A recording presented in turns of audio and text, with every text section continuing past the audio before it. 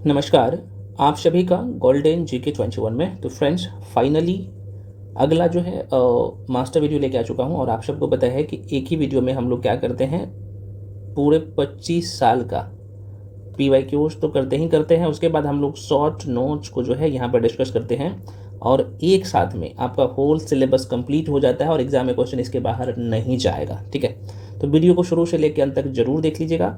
और मैं आपको बता दूं फ्रेंड्स, इससे पहले मैं आपको इन्वायरमेंट कंप्लीट करवा चुका हूँ। दूसरा जो सब्जेक्ट था वो था इंडियन ज्योग्राफी, वो कंप्लीट करवा चुका हूँ। तीसरा सब्जेक्ट हम लोग जो है एंशिएंट हिस्ट्री कंप्लीट करवा चुका हूँ। और चौथा जो सब्जेक्ट है, सब्जेक्ट नहीं कहूँगा, सेक्शन, वो है मेडिवल हिस्ट्री, जो अभी हम लोग क्या कर रहे हैं, है ना, कंप्लीट कर रहे हैं, जो कि आज पूरा कर लेंगे मेडिवल हिस्ट्री भी। सबसे बड़ी बात है इस सीरीज़ का, इसमें मैं आपको सारे सेक्शन का बुकलेट ऑलरेडी, है ना, दे चुका हूँ, है ना। कुछ सेक्शन बचा है वो भी आपको मिल जाएगा।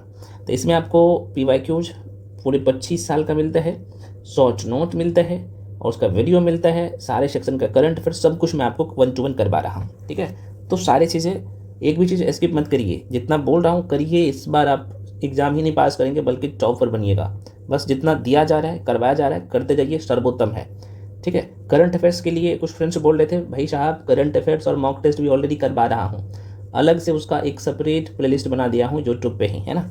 चलिए, तो फ्रेंड्स इस वीडियो में, एक ही वीडियो में हम लोग पूरा कर लेंगे। तो पहला जो चैप्टर हम लोगों का रहने वाला है, अरब एवं तुर्की आक्रमण, जिसमें मोहम्मद गजनबी, गौरी सभी के बारे में पढ़ने वाले हैं, कासिम के बारे में, मोहम्मद कासिम के बारे में भी देखने वाले हैं।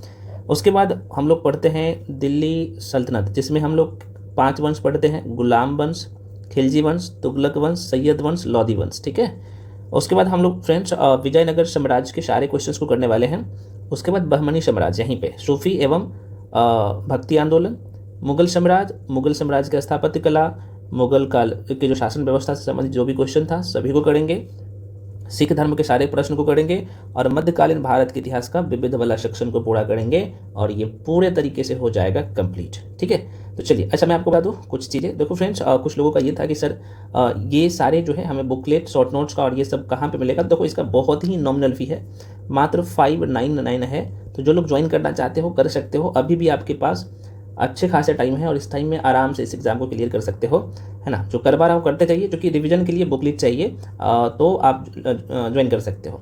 जो भी इन्फॉर्मेशन चाहिए, ये जो नंबर आपको दिख रहा होगा 7319924130, इस नंबर पे पेमेंट करना होता है। पेमेंट आप गूगल पे, फ़ोनपे, पेटीएम किसी माध्यम से करिएगा। उसके बाद पेमेंट करने के बाद उसका स्क्रीनशॉट करके, ये व्हाट्सअप नंबर भी है, इसी पे भेज दीजिएगा। उसके बाद आपको बैच में जोड़ दिया जाएगा। या फिर कोई भी इन्फॉर्मेशन चाहिए कोर्स के रिगार्डिंग, तो इसी नंबर पे कॉल करके इन्फॉर्मेशन आप ले सकते हो। ठीक है, चलिए क्वेश्चन पर बढ़ते फ्रेंड्स। 1 to 1 सारे क्वेश्चन को हम लोग डिस्कस करेंगे, साथ में हम लोग का शॉर्ट नोट्स भी यहाँ पे कवर होते जाएगा। कह रहा है कि देखो, पहला चैप्टर है अरब एवं तुर्की आक्रमण, जिसमें मोहम्मद गजनबी, गौरी और कासिम देना चाहिए, कासिम नहीं दिया है, कोई बात नहीं, जो कि हम लोग चर्चा करेंगे। पहला क्वेश्चन है, देखो ये ऑलरेडी दरोगा के एग्जाम में ये प्रश्न पूछा गया है। ठीक है, तो फ्रेंड्स पहला क्वेश्चन है आपके सामने, भारत पर आक्रमण करने वाला पहला मुसलमान था। तो जाहिर सी बात है आपका आंसर जो है क्या हो जाएगा, मोहम्मद बिन कासिम। अब आइए थोड़ा सा समझता हूँ, आपको जाके क्या करना है, प्रैक्टिस यहाँ से कर लेना है। कैसे, देखो भाई, ये मध्यकालीन भारत का इतिहास जो हम लोग पढ़े हैं बहुत अच्छे से, जिसमें हम लोग इसी चैप्टर को कर रहे हैं ना, तो देखो कैसे आपको रिवीजन करना है। भारत पर अरबों का आक्रमण में आपको पता होना चाहिए फ्रेंड्स, इसमें अरब लोग आक्रमण किए थे और यहाँ पे तुर्की जो है मुस्लिम थे, वो लोग आक्रमण किए थे। तो अरब के जो आक्रमणकारी थे, जिसमें मोहम्मद बिन कासिम, जो कि 712 ईस्वी में भारत पर आक्रमण करता है। तो यहाँ से ध्यान क्या क्या रख लेना है, देखो भाई, मोहम्मद बिन कासिम को, यही है मोहम्मद बिन कासिम, इन्होंने भारत पर जो है सफल आक्रमण करता है 712 ईस्वी में, है ना। क्योंकि ये प्रथम आप देखेंगे तो अरबी मुस्लिम आक्रमणकारी थे, जो कि 712 ईस्वी में भारत पर आक्रमण करता है। जब ये भारत पर आक्रमण करता है 712 ईस्वी में, तो सिंध वाला क्षेत्र में, सिंध वाला कौन सा क्षेत्र था भाई, आप सबको पता है। उस समय का जो तत्कालीन भारत का मैप देखेंगे ना, तो मैं थोड़ा सा बना के दिखा ही देता हूँ, ताकि काहे के लिए आपके मन में डाउट रहे, है ना। चलो, तो ये आप सबको पता है, ये अखंड भारत था, ये वाला भारत, ये सब आपको पता है, होना चाहिए। म्यांमार वाला क्षेत्र, ये सब भारत में ही था पहले। तो पहले इस क्षेत्र में खैबर दर्रा होते हुए यहाँ पे इस क्षेत्र में, सिंध वाला क्षेत्र में आक्रमण किया था ये। ठीक है, तो ये प्रश्न पूछ लेता है। तो जब मोहम्मद बिन कासिम भारत पर आक्रमण करते हैं, तो सिंध पर जो है राजा दाहिर अपना शासन व्यवस्था को चला रहा था, है ना। ध्यान रखना, उद्देश्य क्या था, तो जाहिर सी बात है धन दौलत लूटना, इस्लाम धर्म का प्रचार प्रसार करना। तत्कालिक कारण क्या था, तो भाई इराक के शासक, जिसका नाम था अल हजाज, के समुद्री जहाज के या फिर समुद्री जहाज को सिंध के देवल में समुद्री लुटेरों ने लूटा था। इस कारण से इनका कहा जाता है कि भाई आक्रोश बढ़ा था। ठीक है ना। 713 ईस्वी में देख सकते हो इन्होंने मुल्तान, जो कि स्वर्ण नगरी के नाम से जाना जाता है, वहाँ पे आक्रमण करता है। अच्छा, ये मोहम्मद बिन कासिम जब भारत पर 712 ईस्वी में जो आक्रमण किया था, तो ये जानकारी कहाँ से मिलता है? देखो भाई, ये अली अहमद की चचनामा नामक पुस्तक है, तो उसमें जो है ये सारी इन्फॉर्मेशन जानकारी मिलता है। ठीक है। अब यहाँ पे एक चीज़ और देख लीजिएगा, आप लोग पढ़ लीजिएगा। अरब लोग जब भारत पर आक्रमण करते हैं तो यहाँ पे कुछ प्रभाव भी छोड़ के जाएगा, है ना। अगर इतने धन दौलत लूट के लेके जाएगा तो कुछ प्रभाव भी छोड़ के गया होगा। हाँ, तो पहली बात तो इस्लाम धर्म का जो पूरे तरीके से प्रचार प्रसार होता है ना। उसके बाद भारत पर जो है संस्कृति, व्यापार, ज्ञान विज्ञान का आदान प्रदान होता है। खजूर की खेती अरब लोग ही करना सिखाया है यहाँ के लोगों को। जजिया नामक कर यही मोहम्मद बिन कासिम ने क्या किया था भाई, तो पहली बार भारत पर जो है गैर मुस्लिम पर लगाया था। साहित्य के क्षेत्र में देखा जाए तो ये पूछता है क्वेश्चन, तो देखो आर्यभट्ट का सूर्य सिद्धांत, चरक संहिता, ये जो है सुश्रुत संहिता और पंचतंत्र का जो है अरब भाषा में अनुवाद ये करवाया था। ठीक है ना। तो ये कुछ बेसिक बातें हैं, आपको ध्यान रखना है। कुछ यहाँ पे की पॉइंट और लिख दिया हूँ, आप रिवीजन कर लीजिएगा। उसके बाद यहाँ पे मोहम्मद गजनबी है, उसके बारे में भी आपको अच्छे से पढ़ लेना है फ्रेंड्स, यहाँ पे देख सकते हो। तो ऑलरेडी आपके पास नोट्स है, इसलिए मैं कह रहा हूँ कि रिवीजन करना जरूर। तो इसका आंसर आपको मिल गया भाई, और आपने अच्छे से समझ भी लिया है ना। तो अगला क्वेश्चन है, विख्यात सोमनाथ मंदिर को किसने नष्ट किया? तो पहले तो आपको ये यहाँ पे जैसे ही सोमनाथ मंदिर का नाम लिया हूँ तो आपके दिमाग में चलना चाहिए कि भैया सोमनाथ का मंदिर कहाँ पे है, ये बता दीजिए। तो यहाँ पे जो है ना भाई साहब, सोमनाथ का मंदिर आप सबको पता है कि गुजरात में अभी भी है, और उस समय तो था ही। तो थोड़ा सा लोकेशन देख लीजिए, और मैपिंग जरूरी होता है, चाहे आप हिस्ट्री पढ़िए, ज्योग्राफी पढ़िए, बाकी सेक्शन पढ़िए। देखो भाई साहब, सोमनाथ मंदिर यहीं पे है, और यहीं पे जो है इन्होंने कब किया था, तो सोमनाथ मंदिर पर, अच्छा कौन किया था, आंसर बताया था। देखो मोहम्मद गजनबी ने किया था, है ना। कब किया था आक्रमण, तो ये भी ध्यान रखना। तो ये 1025 ईस्वी में आक्रमण करता है ना। मोहम्मद गजनबी है ये, है ना। सुल्तान गजनबी बोलिए चाहे मोहम्मद गजनबी बोलिए, ठीक। उस समय जब सोमनाथ मंदिर पर यह आक्रमण करता है, तो गुजरात वाला क्षेत्र में शासन व्यवस्था जो चला रहा था भीम प्रथम, आगे चर्चा करेंगे। और टोटल जो है मोहम्मद गजनबी या सुल्तान गजनबी बोल सकते हो, भारत पर 17 बार आक्रमण किया था। ठीक है ना। और जो 17 बार आक्रमण किया था, तो जो 16वां आक्रमण था वही आक्रमण था सोमनाथ मंदिर पर जो है ये आक्रमण किया था। आइए थोड़ा सा मैं आपको नोट्स से रिवीजन करवा देता हूँ। देखो भाई, मैं बार बार कर रहा हूँ, आप लोग क्या करिए, ये जो मैं आपको PYQs करवा रहा हूँ और शॉर्ट नोट से जो डिस्कशन करवा दे रहा हूँ, रिवीजन जो करवा दे रहा हूँ, तो इसका मतलब है आप जाके खुद से रिवीजन कर लीजिएगा, है ना, ताकि आपका एक भी क्वेश्चन मिस ना हो। एक भी क्वेश्चन नहीं मिस होगा, सिर्फ आप वीडियो भी अच्छे से देख लेते हैं। देखो मोहम्मद गजनबी के बारे में थोड़ा सा हम लोग देख लेते हैं। ये अल्पतकीन व्यक्ति है, अभी हम लोग चर्चा करते हैं। तो देखो गजनी एक जगह है, वो पाकिस्तान में, पाकिस्तान नहीं, अफगानिस्तान में पड़ता है। तो यहाँ पे गजनवी का जो है स्थापना जो करता है एक व्यक्ति है, अल्पतकीन नामक व्यक्ति 932 ईस्वी में ये करता है। ठीक है। और राजधानी गजनी को बनाता है। और गजनी कहाँ पे है, तो आपको मैं बता दूँ, अफगानिस्तान में है। अल्पतकीन का जब मृत्यु होता है तो कुछ समय बाद गजनवी में पृथ्वीन अपना शासन व्यवस्था को चलाता है। उसके बाद जो है एक व्यक्ति और आता है, अल्पतकीन के दामाद या उनका गुलाम बोल सकते हैं, उसका नाम था सुबुतगीन। और सुबुतगीन का पुत्र होता है मोहम्मद गजनवी। ठीक है, देख सकते हो यहाँ पे। तो ये सब एक दूसरे से लिंक है, इसलिए मैं कह रहा हूँ कि क्या करिए ना, नोट्स को बार बार रिवीजन करिए। नोट्स को रिवीजन करने से पहले वीडियो देख लीजिएगा, बहुत बड़ा वीडियो नहीं होता, छोटा छोटा वीडियो होता है, और बहुत अच्छे से मैं समझा भी देता हूँ। ठीक है। तो मोहम्मद गजनवी के बारे में पढ़ लीजिएगा एक बार, है ना। इनका जन्म होता है 961 ईस्वी में होता है, और अपने पिता के शासनकाल में ही गजनबी की बात करूँ तो ये खुरासान का जो है यहाँ पे शासक बना था। मोहम्मद गजनबी 27 वर्ष की अवस्था में, मतलब कि 998 ईस्वी में गद्दी पर बैठ गया था। ठीक है ना।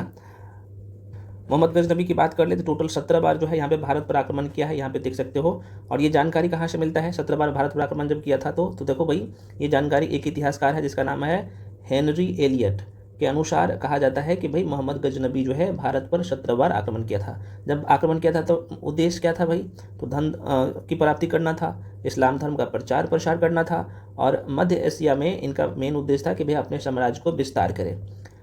प्रमुख जो आक्रमण किए थे, ये देखो अधिकांश जो आक्रमण करता था, जितने भी मुस्लिम आक्रमणकारी भारत के क्षेत्र में आक्रमण जो करते थे ना, तो यहाँ पे एक मैं थोड़ा सा मैप बना के दिखा देता हूँ। खैबर दर्रा का नाम आपने जरूर सुना होगा, है ना, अभी पाकिस्तान में वो पड़ता है, मैं दिखाता हूँ। तो यहीं पे है खैबर दर्रा, यहाँ पे खैबर दर्रा है यहाँ पे, और इसी होते हुए भाई इधर प्रवेश करता है। दोबारा सुनिए, खैबर दर्रा ये जो पाकिस्तान और अफगानिस्तान दोनों को बाउंड्री में पड़ता है। यहाँ पे मैं थोड़ा सा गलत बना दिया क्या, कोई बात नहीं, यहाँ पे पड़ता है खैबर दर्रा, ठीक है ना, आगे में बना दिया था। ये पाकिस्तान वाला एरिया है, इधर ऊपर में अफगानिस्तान है, और इसी क्षेत्र से होते हुए ये भारत में एंट्री करता था, ठीक है ना, यहाँ पे। तो पाकिस्तान कह सकते हो, उत्तरी पश्चिमी पाकिस्तान और अफगानिस्तान के बलूचिस्तान वाला जो मैदान है ना, हिंदू कुछ पर्वत आपने जरूर पढ़ा होगा, पढ़ाया हूँ ज्योग्राफी में बहुत कायदे से, तो वहीं पे पड़ता है। तो इसी होते हुए ये क्या करता था। अब देखो ये प्रथम बार जो आक्रमण किया था यहाँ पे आप देख सकते हो 1000 ईस्वी में, ठीक है। द्वितीय बार देख सकते हो, और थानेश्वर जो हरियाणा में किया था वो भी मैं मेंशन कर दिया हूँ, देख सकते हो 1900 बोला 1018 में जो किया था ये भी मेंशन कर दिया हूँ, किसके विरुद्ध, एक बार आपको रिवीजन कर लेना है, ठीक है। और जो 16वां आक्रमण किया था देख सकते हो 1025 ईस्वी में सोमनाथ मंदिर। अच्छा, सोमनाथ मंदिर जो गुजरात में है, यहाँ पे आप तस्वीर में देख पा रहे हैं, तो भाई इसमें भगवान शिव की मूर्ति है ना, और यहाँ से बड़ी संख्या में धन दौलत लूट के लेके गया था। जब सोमनाथ मंदिर पर यह मोहम्मद गजनबी आक्रमण किया था, धन जो लूट के लेके गया था, तो उस समय यहाँ पे चालुक्य वंश के शासक था भीम प्रथम था। अब जब ये सोमनाथ मंदिर को लूट के लेके जा रहा था, तो सिंधु नदी के आसपास के क्षेत्र में जाटों ने लूट लिया। फिर क्या किया भाई, ये जाटों के विरुद्ध जो है लास्ट आक्रमण करता है, यहाँ पे आप देख लीजिएगा, है ना। अब मोहम्मद गजनबी के बारे में कुछ महत्वपूर्ण बातें जरा सा देख लीजिए। देखो, सेना में तिलक नामक हिंदू सेनापति, बहुत पूछता है क्वेश्चन, ये मोहम्मद गजनबी के सेना में ही रहा करते थे। संस्कृत और अरब मुद्रा लेखन के साथ चांदी के सिक्के, जिसे हम लोग कहते हैं ना दिरहम, दिरहम के नाम से प्रसिद्ध था, भी ये एकदम बहुत जो है ये कह सकते हो रिलीज किया था। प्रमुख साहित्यकार को देख लीजिए, यहाँ पे अलबरूनी है, फिरदौसी है, उत्बी है। तो प्रश्न पूछता है कि भाई तहकीक ए हिंद किसने लिखा, तो अलबरूनी ने लिखा। किस भाषा में था, अरबी भाषा में था। फिरदौसी जो है शाहनामा लिखा, आपको पता होना चाहिए, और महान फारसी ग्रंथ है ये शाहनामा। पूर्व का होमर यही लिखा है फिरदौसी। कश्मीर को जो है पृथ्वी का स्वर्ग जो कहा है, तो ये फिरदौसी के द्वारा ही कहा गया, और ये इस पर एक बुक भी लिख दिया था। उत्बी की बात कर ले तो आपको पता होना, ये उत्बी जो है दरबारी इतिहासकार था, है ना। और एक बहुत ज़्यादा क्वेश्चन आता है आपके पेपर में, तारिख ए यामनी, अरबी भाषा में यही उत्बी के द्वारा लिखा गया है। बैहाकी की बात कर ले तो इन्होंने तारिख ए सुबतगीन नामक पुस्तक लिखा। पूर्वी जो है पेप्स जो की बात कर ले तो इनके द्वारा ही, ये थोड़ा सा पूर्वी पेप्स से मैं शायद बीपीएससी में प्रश्न पूछा गया था, एक बार देख लेना। उसके बाद यहाँ पे मोहम्मद गौरी आता है, तो और गौरी के बाद आप सबको पता है दिल्ली सल्तनत शुरू हो जाता है, तो ये थोड़ा सा ध्यान रख लीजिएगा। खैर चलो, ज़्यादा टाइम दे दिया हो क्या। देखो ये तो क्वेश्चन ऑलरेडी तो लोगों के एग्जाम में पूछा गया। अगला क्वेश्चन है भाई, कह रहा है कि मध्यकालीन इतिहास डैश से डैश तक कहा जाता है। लो, आसान सा क्वेश्चन नहीं है, अच्छे क्वेश्चन है। तो देखो भाई, आप सबको पता है हम लोग इतिहास को ना अध्ययन की सुविधा के लिए हम लोग 3 भागों में बांट के पढ़ते हैं, एंशिएंट, मेडिवल, मॉडर्न, है ना। तो देखो यहाँ पे अलग अलग इतिहासकार का अलग अलग मतभेद है। ऐसा नहीं कि इतिहास अलग बुक है, एंशिएंट, मेडिवल, मॉडर्न, इतिहास एक ही है, लेकिन हम लोग कालखंड के हिसाब से हम लोग क्या करते हैं, अध्ययन की सुविधा के लिए 3 भागों में बांट के पढ़ते हैं। तो इस तरह का क्वेश्चन आता है तो ये गलती होगा, जो कि कुछ इतिहासकार बोलते हैं कि 15 शताब्दी के आसपास का जो समय था उसे मध्यकाल कहा जाता है। कुछ लोगों का कहना है कि 476। तो अलग अलग लोगों का अलग अलग मत है ना। इसलिए ये क्वेश्चन देखो, हालांकि ये कांस्टेबल के एग्जाम में पूछा गया है, तो ये इस तरह का क्वेश्चन जैसे ही आता है ना, तो किसी को भी जवाब देते हो तो आंसर सही होता है, ठीक है। चलो भाई, अगला क्वेश्चन है आपके सामने। क्वेश्चन का है कि इब्न बतूता भारत में किस सदी में आया था। इब्न बतूता का नाम आपने जरूर सुना होगा, और ये दिल्ली सल्तनत में हम लोग घुस गए। आप एक सर मोहम्मद गौरी के बारे में नहीं पढ़ा है, तो अभी मैं थोड़ा सा जाके रिवीजन करवा दूंगा। मोहम्मद गौरी से क्वेश्चन शायद नहीं पूछा गया, हो सकता है आगे क्वेश्चन होगा, कोई बात नहीं। तो इब्न बतूता भारत में किस सदी में आता है, तो देखो भाई ये 14वीं सदी में आया था, और ये दरोगा के मेंस के एग्जाम में 2024 में पूछ लिया गया क्वेश्चन है। तो इब्न बतूता के बारे में हम लोग थोड़ा सा चर्चा कर ले। तो भाई देखो, यह मोरक्को, ये पूछ लेता है डायरेक्टली क्वेश्चन, बिहार के एग्जाम का फेवरेट क्वेश्चन है। ये मोरक्को के रहने वाला था। मोहम्मद बिन तुगलक मोहम्मद बिन तुगलक बोल रहा हूँ। इब्न बतूता की बात कर लो तो मोहम्मद बिन तुगलक जब दिल्ली पर शासन व्यवस्था को चला रहे होते हैं, तो उसी समय मोहम्मद बिन तुगलक का समय काल क्या है, तो आप कहेंगे 1333 से 1347 तक। तो इसी के शासनकाल में भारत आता है, तो लगभग 14वीं सदी में आता है ना। और ये वैसे व्यक्ति है इब्न बतूता जिसे अपना काजी, मतलब कि न्यायाधीश नियुक्त करता है। दिल्ली का न्यायाधीश किसे, मोहम्मद इब्न बतूता को जो है नियुक्त करता है दिल्ली का काजी या न्यायाधीश बोल सकते हो। उस समय न्यायाधीश को काजी ही कहा जाता था, ठीक है ना। तो मोहम्मद बिन तुगलक ने इब्न बतूता को किया था। बहुत पूछता है, एक पुस्तक बहुत प्रसिद्ध है कि रहला नामक पुस्तक बहुत पूछता है। रहला नामक जो पुस्तक है भाई, कौन लिखा था, तो यही इब्न बतूता ने रहला नामक पुस्तक लिखा है, ठीक है ना। तो उस रहला नामक पुस्तक में इन्होंने क्या किया, जो भारत का यात्रा किया था और दिल्ली पर जो शासन व्यवस्था को दिल्ली में जो चूँकि इन्हें काजी बोल सकते हो या न्यायाधीश बोल सकते हो नियुक्त किया था मोहम्मद बिन तुगलक, वो सारी चीज़ें मेंशन है रहला नामक पुस्तक में, ठीक है। अब रिवीजन कैसे कर लेना है भाई, देखो रिवीजन करने जैसे जाओगे तो मोहम्मद गौरी को भी पढ़ लेना है, ठीक है ना। गौरी को पढ़ने के बाद भारत पर जो प्रमुख आक्रमण था गौरी के द्वारा किसके किसके बीच, तराइन का प्रथम द्वितीय तृतीय युद्ध पढ़ लेना, पृथ्वीराज चौहान के बारे में एक बार सरसरी निगाहों से देख लेना, ठीक है ना। कुछ अन्य तथ्य और उसके बाद जो है आगे बढ़ना। ये बहुत इंपॉर्टेंट लाइन है, प्रमुख प्राचीन विश्वविद्यालय जैसे तक्षशिला, नालंदा, विक्रमशिला, वल्लभी, यहाँ से प्रश्न पूछता है किसने इसका जो स्थापना करवाया था, ये कहाँ पे है, एक बार देख लीजिएगा। और उसके बाद मैं आपको दिल्ली सल्तनत पढ़ाया हूँ, तो देखो भाई यही अभी जो आप मोहम्मद गौरी देखें तो उसी का गुलाम होता है ये कुतुबुद्दीन ऐबक, और दिल्ली में जो है गुलाम वंश का स्थापना करता है ना। उसके बाद खिलजी वंश आता है, उसके बाद तुगलक वंश आता है, और यही तुगलक वंश जो आप देख रहे हो ना, तो इसी को थोड़ा सा देखो, दिल्ली सल्तनत में टोटल 5 वंश होता है, गुलाम वंश, खिलजी वंश, तुगलक वंश, सैयद वंश, लोधी वंश, और यहीं पे मैं रटवा दिया हूँ, ठीक है। गुलाम वंश का समय काल क्या था देख सकते हो यहाँ पे 1206 से 1209, खिलजी वंश का 1290 से 1320, उसके बाद यहाँ पे तुगलक वंश, सैयद वंश, और देखो ये सारे की पॉइंट, ये जो 5 वंश था गुलाम वंश, खिलजी वंश, तुगलक वंश, सैयद वंश, लोधी वंश, तो दिल्ली पे सबसे ज़्यादा समय तक कौन शासन किया, तो ये तुगलक वंश, सबसे कम समय तक आप देख सकते हो खिलजी वंश। तो गुलाम वंश को जैसे रिवीजन करिएगा तो यहाँ पे कुतुबुद्दीन ऐबक को देख लीजिएगा, है ना। उसके बाद यहाँ पे भारत में इस्लामी वास्तुकला बहुत पूछता है ये सब, तो एक बार सरसरी निगाहों से खास तौर पे ना ये सब आपको देख लेना है बहुत कायदे से। कुबल उल इस्लाम मस्जिद बहुत पूछता है, ये कहाँ पे है। 2.5 दिन का झोपड़ा कुतुब मीनार से प्रश्न बहुत पूछता है। कुतुब मीनार का अन्य तथ्य जो एग्ज़ाम में आता है वो ऐसे करते करते जाना है अच्छे से। और भाई उसके बाद खिलजी वंश को पढ़ लेना है ना। उसके बाद आएगा खिलजी के बाद ना तुगलक आएगा। देखो भाई तुगलक वंश आ गया, तुगलक वंश का संस्थापक ही गयासुद्दीन तुगलक है। उसके बाद मोहम्मद बिन तुगलक आएगा, देख सकते हो। और यही मोहम्मद बिन तुगलक आप यहाँ पे देख सकते हो, ये तुगलक के द्वारा जो है 5 जो विवादास्पद निर्णय जो लिया गया था वो सब है, आप देख सकते हो, मेंशन कर दिया हूँ। कृषि में क्या क्या सुधार किया था बहुत पूछता है क्वेश्चन, ये भी आपको देख लेना है। और ये जो 1333 ईस्वी में जो आपने देखा ना मोरक्को यात्री इब्न बतूता जिसने रहला नामक पुस्तक लिखा था, तो इन्हें दिल्ली का काजी नियुक्त किया था। यहाँ पे देख सकते हो काजी जिसे न्यायाधीश कहते हैं, ये क्वेश्चन था ना। तो फ्रेंड्स एक दूसरे को लिंक करके पढ़ना, खैर कोई बात नहीं, आगे बढ़ जाते हैं। अगला क्वेश्चन है भाई, कह रहा है कि सल्तनत काल के दौरान दीवान ए अर्ज विभाग का डाइस था, बहुत पूछता है क्वेश्चन ये। तो दीवान ए अर्ज सल्तनत काल का, तो ये सैन्य विभाग को देखता था। जो दीवान ए अर्ज जो विभाग था ये सैन्य विभाग से संबंधित था, आपको पता होना चाहिए। तो यहाँ पे आप देख लीजिए, इसका आंसर जो हो जाएगा बी हो जाएगा। अच्छा, इसका काम क्या क्या था मैं बता देता हूँ, सुन लीजिए ना, बार बार नोट्स पे नहीं जाऊँगा। अगर देखो सल्तनत काल के दौरान दीवान ए अर्ज सैन्य विभाग का प्रमुख था।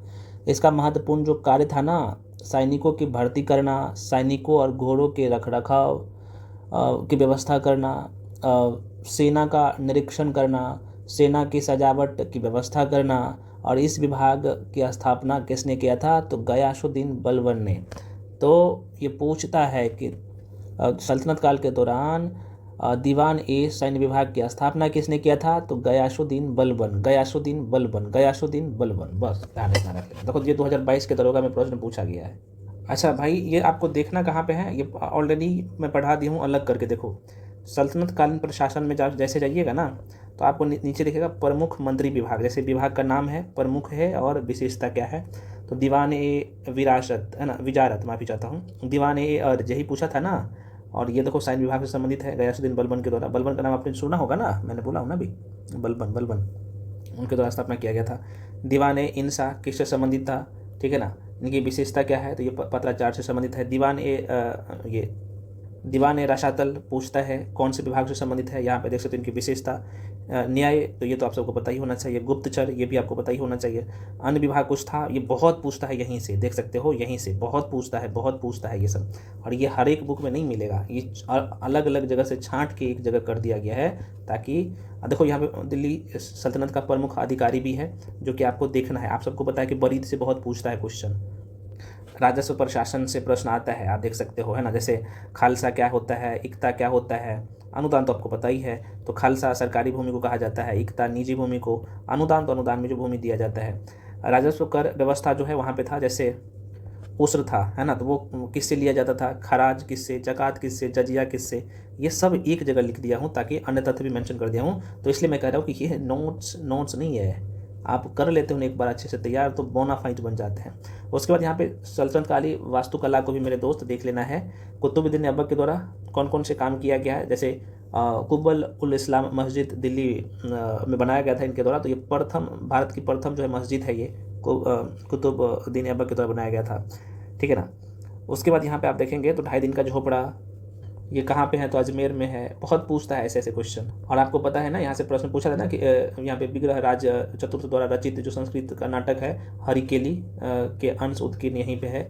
बहुत पूछता है ना। तो ये 2.5 दिन का झोपड़ा अजमेर में है। तो और इसी 2.5 दिन का झोपड़ा जो मस्जिद है, अच्छा कई बार पूछता है 2.5 दिन का झोपड़ा क्या है, मंदिर है या मस्जिद है। देखो भाई मस्जिद है, और इसी के दीवार पर विग्रह राज चतुर्थ द्वारा रचित जो संस्कृत नाटक था हरिकेली का अंश उस पर लिखा हुआ है।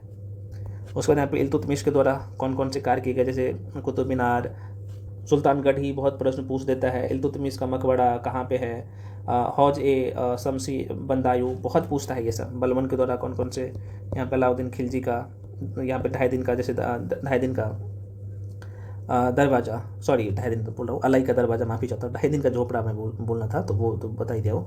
अलाई का दरवाज़ा हो गया, सीरी का नगर हो गया, है ना, कहाँ पे है, दिल्ली में है ना। हजार खंबा महल हो गया आपका, हौज ए खास हो गया, कहाँ पे है। उसके बाद यहाँ पे जमात खाना मस्जिद कहाँ पे है। तो ये अलाउद्दीन खिलजी की तरह ये 5 बनाया गया है। तो ये पूछता है साहित्य और संगीत से कोई एक बार आपको देख लेना है, जैसे चचनामा हो गया, तारीख़ यामनी हो गया, उसके बाद यहाँ पे सियासतनामा हो गया, शाहनामा हो गया, तालुल माशिर हो गया, तो ये तबकात नाशरी हो गया, किनके द्वारा लिखा गया, ये सब पूछ लेता है। तो एक बार रिवीजन कर लीजिएगा बस। चलो यार ज़्यादा टाइम ले लिया हूँ क्या, कोई बात नहीं। अगला क्वेश्चन है आपके सामने, देखो ये ऑलरेडी पूछा गया क्वेश्चन है, दरोगा के एग्जाम में देख सकते हो 2021 में। क्वेश्चन है तोता ए हिंद के नाम से प्रसिद्ध अमीर खुसरो पैदा हुए थे कहाँ पे, किस गाँव में, भाई बताओ कितने लोग जानते हो। बिल्कुल, जो लोग सी टिक कर रहे हो, पटियाली। अच्छा पटियाली जो है ना, एक बार सुन लीजिए, मैं बार बार नहीं जाऊँगा उधर। तो देखिए तोता ए हिंद नाम से प्रसिद्ध अमीर खुसरो का जन्म पटियाली में हुआ था। पटियाली भारत के उत्तर प्रदेश में है, उत्तर प्रदेश राज्य में है ना। कुछ लोग आपको बताएंगे हरियाणा में, भाई पटियाली ना भारत के यूपी में, खासतौर पर अभी प्रेजेंट टाइम में कासगंज जिला है यूपी में, कासगंज जिला वहीं पे है। अमीर खुसरो दिल्ली के निजामुद्दीन औलिया के एक जो है रहस्यमयी और आध्यात्मिक शिष्य थे, आपको पता होना चाहिए। उन्हें उर्दू साहित्य का पिता भी कहा जाता है। अमीर खुसरो की प्रमुख रचनाएं जो है कई बार पूछ लेता है, जैसे किरान उस सादेन हो गया, मिफ्ता उल फतू हो गया। तो ये कुछ अलग अलग जो है इनकी रचनाएं हैं, जो कि ऑलरेडी ये जो आपको बुकलेट दिया हूँ उसमें लिख दिया हूँ, आप देख लीजिएगा अच्छे से। आगे बढ़ जाते अगले क्वेश्चन पे। करें कुतुबुद्दीन ऐबक ने किसे बंगाल का गवर्नर मतलब कि शासक नियुक्त किया था। कौन? कुतुबुद्दीन ऐबक ने। लो बंगाल में किसको नियुक्त किया था, तो सबको पता है। अली मर्दान का नाम आपने सुना है ना। तो कुतुबुद्दीन ऐबक ने अली मर्दान को बंगाल का प्रशासक या गवर्नर नियुक्त किया था। अली मर्दान अफगानिस्तान के खिलजी जनजाति का था। अली मर्दान भारतीय उपमहाद्वीप में वह आया था और खुद को बख्तियार की सेना में भर्ती कराया और बाद में बंगाल अभियान में भाग लिया और इसके बाद इसे पूर्वोत्तर क्षेत्र में राज्यपाल नियुक्त किया गया था। तो अली मर्दान का नाम ध्यान रखिएगा, ये क्वेश्चन पूछा गया है। अगला क्वेश्चन है दिल्ली के किस सुल्तान ने स्वयं को नियावत ए खुदाई कहा। अच्छा एक बार रिपीट करता हूँ, माफी चाहता हूँ। दिल्ली के किस सुल्तान ने स्वयं को अपने आप को नियावत ए खुदाई कहा था। तो अच्छा क्वेश्चन है। और नियावत ए खुदाई बिल्कुल ये बलबन ने अपने आप को कहा था। देखो भाई बलबन का पूरा नाम था गयासुद्दीन बलबन। बलबन का पूरा नाम था गयासुद्दीन बलबन। तो गयासुद्दीन बलबन का वास्तविक नाम बहाउद्दीन था। बहाउद्दीन वह गुलाम वंश का शासक था। बलबन जो है 1266 की बात है ना। ये थोड़ा सा मैं लिख देता हूँ, अच्छा क्वेश्चन है। तो 1266 ईस्वी में दिल्ली की गद्दी पर बैठा और इसने स्वयं को नियाबत ए खुदाई कहा। बलबन ने फारसी रीति रिवाजों और परंपराओं जैसे सिजदा हो गया, पाबोस हो गया, जमीबोस और नरोज जो फारसी नववर्ष है, इनकी शुरुआत इनके द्वारा ही किया गया था। उसने दीवान आरिज नामक रक्षा विभाग, अभी मैं आपको बताया ना, दिमाग आरिज बोलिए चाहे अर्ज बोलिए, इनका स्थापना यही किया था। अभी कुछ देर पहले क्वेश्चन दिखा था ना। बलबन की अनुपलब्धियाँ जिले इला उलूग खान, जैसे ये जो है आपको पता होना चाहिए कि उपाधियाँ धारण किया था। तो प्रश्न पूछ लेता है, ऑलरेडी नोट्स में मेंशन कर दिया हूँ, रिवीजन कर लीजिएगा वहाँ से। अगला प्रश्न है तुर्कान ए चहलगानी किसने समाप्त किया था। एक प्रश्न पूछता है किसने लागू किया था, और उसके बाद पूछता है कि किसने समाप्त किया था। तो बताइए किसने शुरू किया था। तो आंसर तो बी हो जाएगा, समाप्त बलबन ने किया था। लागू जो है किसने किया था, तुर्कान ए चहलगानी का, तो इल्तुतमिश ने। तो भैया दिल्ली सल्तनत के प्रथम वंश गुलाम वंश है, आपको पता होना चाहिए। इनके शासक जो था इल्तुतमिश, अपने 40 वफादार गुलाम अमीरों की एक टुकड़ी रखी। उसमें 40 लोग थे ना, और ये ईमानदार थे, इनके पक्ष में निर्णय लेते थे। अभी जैसे नहीं मंत्री परिषद होता है तो उसमें कई सारे मंत्री होता है ना, अलग अलग विभाग होता है ना, तो उस समय ये एक बनाया था 40 दल का, जिसे तुर्क ए चहलगानी कहा गया है, या तुर्कान ए चहलगानी। तो इल्तुतमिश ने शुरू किया था, ठीक है ना। और समाप्त किसने कर दिया, तो बलबन ने समाप्त कर दिया। ये प्रश्न पूछता है कि बलबन ने द्वितीय इलबरी वंश की स्थापना 1265 ईस्वी में किया था। गुलाम वंश का अंतिम शासक कौन है, कितने लोग बता सकते हो, तो अब बिल्कुल 1290 ईस्वी में कैमूर्स, ये गुलाम वंश का कैमूर्स जो है अंतिम शासक होता है, सुल्तान शासक ने बोलिए। और ये 2021 में प्रश्न पूछ लिया गया था। देखो अगला प्रश्न है, निम्नलिखित में से किस स्थान का पुनः जो है नामकरण अलाउद्दीन खिलजी द्वारा खिजराबाद कर दिया। बहुत अच्छा क्वेश्चन, खिजराबाद। तो बिल्कुल ये चित्तौर नाम जरूर सुना होगा, यहाँ पे लिख भी दिया हूँ, देखो भाई चित्तौर का। देखो भाई होता ये है यहाँ पे कि अलाउद्दीन खिलजी दिल्ली सल्तनत का, खिलजी वंश का सुल्तान था, आपको पता होना चाहिए। इनका कार्यकाल की बात करते हैं अलाउद्दीन खिलजी के कार्यकाल का, तो 1296 से कितना तक, 1316 तक था, है ना। और इन्होंने 1303 ईस्वी में चित्तौर पर विजय प्राप्त किया और उसका नाम बदलकर क्या कर दिया, खिजराबाद कर दिया था। चित्तौर पर कब्जा उसने राजपूत राजा रतन सिंह को हराकर किया था। तो ये भी प्रश्न पूछ लेता है। अगला प्रश्न है, निम्नलिखित सुल्तान में से कौन लाख बख्श के नाम से जाना जाता है। लाखों में दान करता था भाई, बड़े दानी था। नाम याद है ना लाख बख्श का, बिल्कुल कुतुबुद्दीन ऐबक, गुलाम वंश के संस्थापक यही है। तो कुतुबुद्दीन ऐबक को लाख बख्श के नाम से जाना जाता है। गुलाम वंश की स्थापना 1206 में किया था ना यही व्यक्ति, 1206 ईस्वी में यही व्यक्ति करता है कुतुबुद्दीन ऐबक। और वह मोहम्मद गौरी का गुलाम था। इसे लाख बख्श कहा इसलिए कहा गया था, तो भाई ये गरीबों को बहुत हेल्प करते थे, लाखों में दान करते थे। चलो भाई, और देखो ये दरोगा के एग्जाम में पूछ लिया गया है 2021 में ही क्वेश्चन। आगे बढ़ जाते हैं। क्वेश्चन कह रहा है कि निम्न में से किसने अपनी राजधानी दिल्ली से दक्षिण भारत बदल लिया था। दिल्ली से दक्षिण भारत, लो डर के मारे ऐसा किया था। बताइएगा कितने लोग बता सकते हो इसका आंसर। अच्छा, कुछ लोग पूछेंगे कि सर इल्तुतमिश का मृत्यु बता देना। भाई देखो 1200, ये ज़्यादा दिन तक शासन नहीं कर पाया था। 1210 में इनका मृत्यु हो गया था बेचारा का, पोलो खेलते हुए घोड़े से गिरकर। पोलो नहीं, माफी चाहता हूँ, चौगान, जो कि चौगान समझ रहे हो ना, घुड़सवारी होता है, वहीं कर रहा था और कहा जाता है कि वो गिर गया था और इसी से मृत्यु हो गया था इसका। चलो भाई, बिल्कुल आंसर यहाँ पे जो लोग टिक कर रहे हो ये सही है। मोहम्मद बिन तुगलक राइट आंसर हो जाएगा। तो देखो भाई, मोहम्मद बिन तुगलक एक प्रतिभा संपन्न और प्रयोग धर्मी बोल सकते हो सुल्तान था। उसका मूल नाम था मलिक फरुखदीन था। मोहम्मद बिन तुगलक के कार्यों में सर्वाधिक जो रहा है, ये सबसे ज़्यादा जो विवादास्पद राजधानी रहा है वो राजधानी को परिवर्तन करना। उसने अपनी राजधानी दिल्ली से देवगिरी मतलब कि दौलाबाद परिवर्तित किया था। तो ये प्रश्न पूछता है, 2002 में दरोगा के एग्जाम में पूछ लिया गया था, तो देख सकते हो भैया। अगला प्रश्न है, दिल्ली सल्तनत की सर्वप्रथम महिला राजकर्ता कौन थी। तो किसको पता नहीं है, रजिया सुल्तान। ठीक है, चलो आगे बढ़ जाते हैं। अगला क्वेश्चन है, ये 14 में पूछा गया था। गयासुद्दीन तुगलक ने किस वर्ष गुलाम वंश के साम्राज्य की स्थापना की। देखो भाई अच्छा क्वेश्चन है। जब मध्यकालीन भारत के इतिहास तो पढ़ते हैं तो आपको तो दिल्ली सल्तनत, गुलाम वंश और कुछ छोटे छोटे टॉपिक है उसको ही तो कंप्लीट करना होता है, तो इसलिए मैं बार बार कर रहा हूँ, उसको जाके अच्छे से पढ़ लीजिएगा। 14 का आंसर क्या होगा, कितने लोग बता सकते हो। तो बिल्कुल इसका आंसर हो जाएगा फ्रेंड्स, बी हो जाएगा, बी नहीं सी होगा, 1320 ईस्वी हो जाएगा। गयासुद्दीन तुगलक ने किस वर्ष तुगलक वंश के साम्राज्य की स्थापना किया था। देखो बोले 1320 में। देखो गयासुद्दीन तुगलक, जिसका प्रारंभिक नाम गाजी मलिक था, और इसने 1320 ईस्वी में खुसरो खान को पराजित कर दिया और गयासुद्दीन तुगलक शाह के नाम से दिल्ली के सिंहासन पर बैठता है। इसने सिंचाई के लिए कुएं, नहरों का निर्माण करवाया था। नाम पता है ना गयासुद्दीन तुगलक का, बहुत पूछता है। सिंचाई के लिए कुआं, नहरों का निर्माण करवाया था यही। चलो, और आपको पता होना चाहिए कि कहा जाता है, मैक्सिमम इतिहासकार का मत है कि भाई नहर का भारत में प्रथम बार जो है कह सकते हो कि भाई मैक्सिमम नहर का जो निर्माण किया गया था, नहर का निर्माण बोल सकते हो सिंचाई के लिए, ये पहले व्यक्ति था गयासुद्दीन तुगलक। तो इसका नाम थोड़ा सा माइंड में रखिएगा। देखो ये 2014 के दरोगा के एग्जाम में प्रश्न पूछ लिया गया है। निम्नलिखित में से कौन चंगेज खां के समकालीन था, बहुत पूछता है। चंगेज खां का समकालीन बिल्कुल ए हो जाएगा भाई, ये इल्तुतमिश था, इल्तुतमिश। चंगेज खां के समकालीन इल्तुतमिश था। अगला क्वेश्चन है फ्रेंड्स, ये 18 के एग्जाम में पूछा गया है। सीरी शहर और सीरी का दुर्ग किसने करवाया था, है ना, निर्माण इसका किसने करवाया था ये पूछ रहा है। तो सीरी शहर और सीरी का दुर्ग का निर्माण किसने करवाया था, बिल्कुल बिल्कुल आंसर इसका सी हो जाएगा। अलाउद्दीन खिलजी का नाम आपने जरूर सुना होगा। देखो ये 18 में पूछा गया क्वेश्चन है। इब्न बतूता के बारे में निम्नलिखित में से कौन सा कथन सही है, तो वह मोरक्को के यात्री थे, बिल्कुल सही कह रहा है। ठीक है, आगे बताओ और क्या होगा। उसके बाद कह रहा है कि वह मोहम्मद बिन तुगलक के समय भारत आया था, बिल्कुल ये भी सही है। रहला नामक पुस्तक वही लिखा है। एक लाइन और रहता है कि दिल्ली के काजी से नियुक्त किया गया था मोहम्मद बिन तुगलक के तुरंत, ये भी सही हो जाता। तो आंसर लगे सब सही है, डी हो जाएगा। 19वें दरोगा एग्जाम में प्रश्न पूछ लिया गया है। क्वेश्चन कर रहा है कि भारत में बाजार नियंत्रण प्रणाली के सुल्तान द्वारा लागू किया। देखो एक शब्द है बाजार नियंत्रण प्रणाली, बहुत पूछता है, ठीक है ना। तो बताइए कितने लोग बताइएगा इसका आंसर।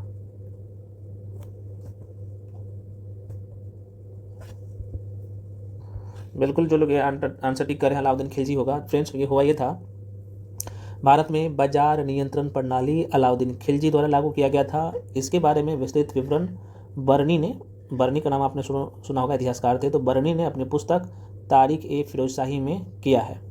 इसके अलावा अमीर खुसरो भी अपनी पुस्तक में इनके बारे में चर्चा किया है। तो ये प्रश्न पूछ लेता है, ठीक है ना, तो ध्यान रखिएगा। अगला प्रश्न है, आगरा शहर का स्थापना किया था किसने, आगरा शहर का, बिल्कुल सिकंदर लोदी ने, बहुत पूछता है। देखो आगरा शहर का संस्थापक जो है सिकंदर लोदी है, और ये कब किया था, ये डेट भी पूछ लेता है, तो ये भी थोड़ा सा ध्यान रखिएगा। 1504 किसको पता नहीं है, तो 1504 ईस्वी में आगरा शहर की स्थापना सिकंदर लोदी ने किया था। और सिकंदर लोदी बहलोल लोदी का पुत्र था। बहलोल लोदी का नाम आपको पता है ना, जो कि दिल्ली सल्तनत में लोदी वंश का स्थापना किया था, बहलोल लोदी। चलिए आगे बढ़ रहे हैं। कुतुब मीनार के प्रवेश द्वार को जाना जाता है, कुतुब मीनार को प्रवेश द्वार के ना जाना, देखो ये चूँकि कुतुब मीनार के प्रवेश द्वार को जाना जाता है, कुतुब मीनार के, देखो भाई कुतुब मीनार के प्रवेश द्वार के को मतलब अलाई दरवाज़ा कहा जाता है, और यह अलाई दरवाज़ा, आंसर क्या होगा, अलाई दरवाज़ा सी हो जाएगा।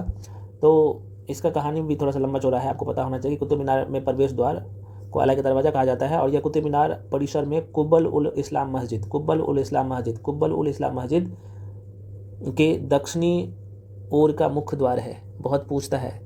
और इसे दिल्ली के सुल्तान अलाउद्दीन खिलजी द्वारा कब, तो ये ध्यान रखना, अलाउद्दीन खिलजी द्वारा कब, तो 1311 ईस्वी में बनवाया गया था। इस प्रवेश द्वार को लाल बलुआ पत्थर से बनाया गया है। तो भैया अलाई का दरवाज़ा को ध्यान रखना, कुतुब मीनार के प्रवेश द्वार को किस नाम से, तो आपने देख लिया। और देखो ये 21 के दरोगा प्रश्न में पूछ लिया गया था। इस क्वेश्चन को एक बार और दोहरा देते हैं। क्वेश्चन है कि किस सुल्तान ने दीवान ए अमीर ए कोही नामक नए विभाग का स्थापना किया था। तो आंसर तो जाहिर सी बात है, आप सभी लोग टिक कर देंगे कि भाई आंसर जो हो जाएगा ये डी हो जाएगा, मोहम्मद बिन तुगलक। अब थोड़ा सा इसके बारे में समझ लीजिए फ्रेंड्स, जैसे ही अभी मैं बार बार रिपीट कर दे रहा हूँ, इसलिए आप क्या करिए, दिल्ली सल्तनत को अच्छे से पढ़िए, क्योंकि यहाँ से क्वेश्चन बढ़ के आता है। आप सबको पता है कि इसमें तो टोटल 5 ही वंश तो आता है, गुलाम वंश, खिलजी वंश, तुगलक वंश, सैयद वंश, लोधी वंश, है ना, लोधी है ये लास्ट में। तो जीके दसल के नाम से मैंने आपको ना एक ट्रिक भी रटवा दिया था अभी ट्रिक से, कि भाई आपको क्रम में सजाने के लिए दिया जाए कि सबसे पहले जो है दिल्ली सल्तनत में अपना शासन व्यवस्था कौन चलाया, उसके बाद कौन, उसके बाद कौन, उसके बाद कौन, और सबसे लास्ट में कौन। तो आराम से आप जवाब देंगे, ठीक है। अब थोड़ा सा मैं आपको दिखाता हूँ नोट्स में आपको कैसे रिविजन करना है ना, दिल्ली सल्तनत को भी, और यहाँ पे जहाँ से क्वेश्चन आप जैसे देखते हैं ना, तो उसके बाद भाई आपके माइंड में चलना चाहिए कि हमें क्या क्या पॉइंट्स पढ़ने हैं। अब यहाँ पे एक बार देख लीजिए, मैं आपको एक बार पुनः रिपीट करवा दे रहा हूँ। देखिए भाई यहाँ पे दिल्ली सल्तनत में हम लोग 5 वंश, गुलाम वंश, इसके संस्थापक कुतुबुद्दीन ऐबक है, समय काल 1206 से 1290 है। उसके बाद खिलजी वंश आता है, 1290 से 1320 तक शासन व्यवस्था को चलाता है। और खिलजी वंश के संस्थापक आप देखेंगे तो ये जलालुद्दीन खिलजी है, सबसे कम समय तक अपने शासन व्यवस्था को चलाया था दिल्ली सल्तनत पे। उसके बाद तुगलक वंश आता है और इसका समयकाल था 1320 से 1414 ईस्वी तक। गयासुद्दीन तुगलक जो है आप सबको पता है इसके संस्थापक है तुगलक वंश का, और ये सबसे अधिक समय तक दिल्ली में अपना शासन व्यवस्था को चलाया था। उसके बाद सैयद वंश आता है, उसके बाद लोधी वंश आता है। लोधी वंश दिल्ली सल्तनत पे अंतिम जो है वंश होता है। तो आपको रिवीजन कर लेना है, मैं बार बार कह रहा हूँ। जैसे भाई PYQs का मतलब ही होता है कि जैसे ही क्वेश्चन आप देखते हो तो उस टॉपिक को जाके रिवीजन कर लेना, ठीक है। आप देखो तुगलक वंश से क्या क्वेश्चन पूछा था, आंसर तो आपने देख लिया, लेकिन मैं आपको यहाँ पे तुगलक वंश का एक बार रिवीजन ही करवाया था। ये खिलजी वंश है, खिलजी के बाद आएगा तुगलक वंश, आपको पता ही है। खिलजी वंश को फ्रेंड्स अच्छे से पढ़ना है। देखो भाई तुगलक वंश में आपको गयासुद्दीन तुगलक जो कि तुगलक वंश के संस्थापक है उसको पढ़ना होता है। उसके बाद मोहम्मद बिन तुगलक से भी प्रश्न पूछ लिया गया था ना, यहाँ से बहुत प्रश्न पूछता है। उसके बाद फिरोज शाह तुगलक से भी बहुत क्वेश्चन आता है और नसरुद्दीन तुगलक से भी बहुत क्वेश्चन आता है, ठीक है। लेकिन सबसे ज़्यादा क्वेश्चन यहाँ से आता है। तो तुगलक वंश के संस्थापक गयासुद्दीन तुगलक 1320 ईस्वी में करता है, आप सबको पता है, ये बेसिक इन्फॉर्मेशन है, कर लेना, इसे एक बार देख लेना। अब देखिए ये जो है मोहम्मद बिन तुगलक, इन्होंने अपना शासन व्यवस्था को 1325 से 1351 तक चलाता है। ये 1325 में दिल्ली की गद्दी पे बैठता है और 1351 में इनका मृत्यु हो जाता है। सबसे पहली बात आपको यहाँ पे यही है, आप तस्वीर में जो देख पा रहे हैं यही है मोहम्मद बिन तुगलक। इसका अलग अलग नाम भी है, तो अभी हम लोग देख लेंगे। तो इन्होंने क्या किया, 1325 ईस्वी में इनका पिता का गयासुद्दीन तुगलक का जब मृत्यु हो गया था तब ये दिल्ली का सुल्तान बना था। उल्गू खां के नाम से या जूना खां के नाम से ये जाना जाता था। इनकी जो है नीतियों में इन्होंने कई सारी नीति लाया और सारे नीति कहीं ना कहीं इनका विफल ही रहा। तो इसलिए इन्हें स्वपनशील, पागल, रक्त पिताशु, बहुत पूछता है रक्त पिताशु, मूर्ख, बुद्धिमान सुल्तान, ये सब के नाम से मोहम्मद बिन जो है तुगलक को ही ये सब नाम से जाना जाता है। इन्होंने 5 जो है विवादास्पद निर्णय लिया था। कौन सा, तो देखो ये इन्होंने क्या किया, दोआब के क्षेत्र में टैक्स में जो है वृद्धि कर दिया। देखो अलग अलग इतिहासकार का अलग अलग मानना था, कुछ बोल रहा है कि 20 गुना पहले था, उससे ज़्यादा 20 गुना बढ़ा दिया, कुछ का कहना है कि यहाँ पे 10 गुना है ना। तो आपको इतना ध्यान रखना कि इन्होंने दोआब क्षेत्र में टैक्स में वृद्धि कर दिया था, और जिस समय टैक्स में वृद्धि किया 50% लगभग, तो भाई कहा जाता है, तो कुछ लोगों का कहना है 20 गुना, कुछ इतिहासकार का कहना है 50 गुना, ठीक है ना। तो पहले सपोज दैट 1% था तो अब 50% कर दिया, इस तरीके से ऐसा कहा जा रहा है, ठीक है ना। ये था, तो उस समय जिस समय ये दोआब के क्षेत्र में टैक्स में वृद्धि किया तो उसी समय अकाल पड़ गया, और जब अकाल पड़ गया तो जाहिर सी बात है टैक्स वसूलने तो ये जाते नहीं थे, तो रख रखाव के लिए वहाँ पे जाहिर सी बात है इनका एक अलग विभाग था, तो वो टैक्स जबरन जो है किसान से वसूला, तो उससे भी किसान क्या हुआ, नाराज हुआ। राजधानी परिवर्तन किया था, है ना। चूँकि दिल्ली से ना दौलताबाद जो कि देवगिरी के नाम से प्रसिद्ध था, आपको पता होना चाहिए, तो वहाँ पे ये राजधानी परिवर्तन किया था। और जब राजधानी परिवर्तन किया तो जाहिर सी बात है यहाँ की जनता जो है जहाँ पे राजधानी लेके जाएगा वहाँ पे जाएगा। तो ये जो लोग पहले से दिल्ली में रह रहा है, आप ही सोचो, तो दिल्ली छोड़ के अगर दूसरे जगह जाएगा तो वह स्टेबल हो नहीं पाएगा, तो लोग उससे भी नाराज़ थे, है ना। तो इस कारण से हालांकि ये जो है फिर से 14 साल बाद पुनः वापसी कर लिया था, राजधानी दिल्ली में ला लिया था, ये ध्यान रखना। इन्होंने सांकेतिक मुद्रा का प्रचलन किया, जो कि आपको पता होना चाहिए। मुद्रा का जब प्रचलन किया ना, ये चांदी का पहले था, तो चांदी की जगह पे तांबा और कांसे के जो है सिक्के जारी किए। तो इसमें ऐसा कोई प्रावधान नहीं किया कि भाई नकली मुद्रा को पकड़ा जाए, तो ये भी बड़ी संख्या में लोग जो है जो मुद्रा था नकली मुद्रा, तो जाहिर सी बात है क्या किया, नकली मुद्रा चलाया, तो इससे क्या होगा, अर्थव्यवस्था में पड़ेगा। तो ये भी कहीं ना कहीं इसका नीति विफल ही रहा। उसके बाद कई सारे अभियान भी किए, वो भी कहा जाता है कि इनका विफल ही रहा है ना। तो यहाँ से क्वेश्चन पूछता है, एक व्यक्ति था एडवर्ड थॉमस, ये मोहम्मद बिन तुगलक को कहता है प्रिंस ऑफ मनियर्स, मतलब कि सिक्का ढालने वाला सुल्तान इसको कहा था, थोड़ा सा माइंड में रखिएगा। इन्होंने कृषि में सुधार किया था, देख सकते हो, दीवान ए कोही नामक जो है विभाग की स्थापना किया था। इनके प्रमुख जो थे दीवान कोही जो दिख रहा था, इन अमीर ए कोही के नाम से प्रसिद्ध था। तो ये सब आपको थोड़ा सा माइंड में रखना है। कुछ अन्य तथ्य है यहाँ पे, तो ये आपको सरसरी निगाहों से देख लेना है। इब्न बतूता इसी के समय में आता है भारत, आपको पता होगा, मैंने अभी कुछ देर पहले बता दिया था, है ना। तो ये देख लेना। उसके बाद यही जो है तुगलक वंश में फिरोज शाह तुगलक को पढ़ लीजिएगा, यहाँ पे सारे पॉइंट्स कवर कर दिया हूँ। इसका पहले वीडियो देखिएगा, है ना। उसके बाद PDF से रिवीजन करिएगा, जो कि यहाँ पे बहुत सारी चीज़ें शॉर्ट फॉर्म में है, कुछ अन इन्फॉर्मेशन है। उसके बाद यहाँ पे सैयद वंश आपको पढ़ना होता है। सैयद वंश के बाद यहाँ पे लोधी वंश, ये छोटा छोटा है, ठीक है। और लोधी वंश कंप्लीट होने के बाद आपका यहाँ पे क्या कंप्लीट आपको करना होता है, तो सल्तनत कालीन प्रशासन को पढ़ना है बहुत अच्छे से। मैं बार बार कर रहा हूँ, राजस्व कर कैसे था, ये सारी चीज़ें आपको अभी कुछ देर पहले हालांकि मैं आपको बताया था। उसके बाद आप लोगों का फ्रेंड्स यहाँ पे विजयनगर साम्राज्य शुरू हो जाता है, ठीक है। तो ये एक बार आपको रिविजन कर लेना है। चलिए अगला क्वेश्चन पढ़ते हैं। अगला क्वेश्चन है, क्वेश्चन देखो आगे फिर से, कि कुतुबुद्दीन ऐबक का उत्तराधिकारी कौन था। तो कौन था कुतुबुद्दीन ऐबक का उत्तराधिकारी कौन होगा, कितने लोग बता सकते हैं। तो आराम शाह था ना, अभी मैंने आपको बताया था ना कुछ देर पहले, आराम शाह होगा, बिल्कुल सही है, आराम शाह होगा। कुतुबुद्दीन ऐबक का उत्तराधिकारी आराम शाह था। वह दिल्ली सल्तनत में गुलाम वंश का ही शासक था आराम शाह, जो आपको पता है कुतुबुद्दीन ऐबक के बाद सत्ताहीन हुआ था, है ना। वो सत्ताहीन हुआ था, ध्यान रखना। कुतुबुद्दीन ऐबक की मृत्यु के बाद लाहौर के अमीरों ने जल्दीबाजी में उसे दिल्ली का शासक बना दिया, परंतु कहा जाता है कि जो आराम शाह था अयोग्य था, है ना। तो आराम शाह का हत्या कर दिया गया इल्तुतमिश के द्वारा, और उसके बाद दिल्ली पे शासन व्यवस्था कौन करेगा? इल्तुतमिश कुतुबुद्दीन ऐबक का दामाद था, है ना। तो इनका जीजा ही हत्या, आराम शाह को हत्या कौन कर देता है ना।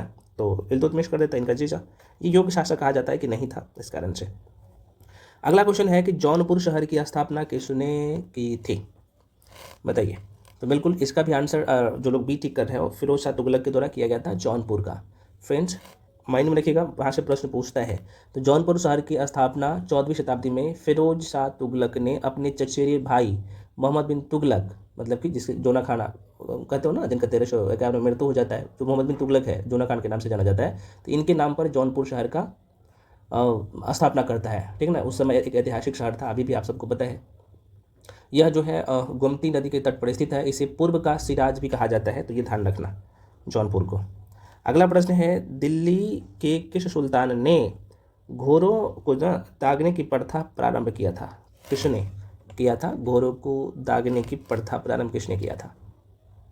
तो अलाउद्दीन खिलजी किया था ना। अलाउद्दीन के खिलजी के बारे में हम लोग बहुत पढ़े हैं खिलजी वंश में। तो अलाउद्दीन खिलजी, देखो भाई, अलाउद्दीन खिलजी ने घोड़ों को दागने की प्रथा प्रारंभ किया। इसका मूल नाम अली गुरशाम था, है ना, ध्यान रखिएगा। इसने सेना को जो है नगद वेतन देने और अस्थायी सेना की नींव रखी थी। कौन? तो अलाउद्दीन खिलजी। बहुत पूछता है क्वेश्चन।